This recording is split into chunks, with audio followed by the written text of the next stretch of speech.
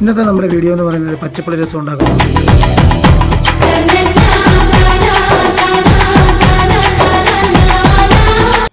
അതിനുവേണ്ടി ഇതിനാവശ്യമായ ഒരു പിടി പുളിയെടുത്ത് ചൂടുവെള്ളത്തിലിട്ട് വയ്ക്കുക.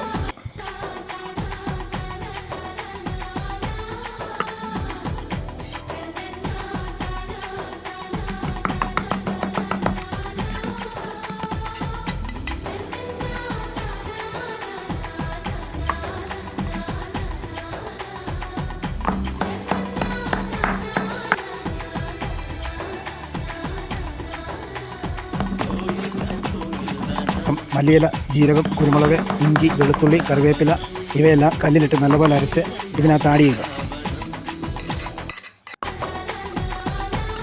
ചേരുവകളെല്ലാം ആഡ് ചെയ്തതിന് ശേഷം നന്നായിട്ട് ഇളക്കുക. അപ്പോൾ നമ്മുടെ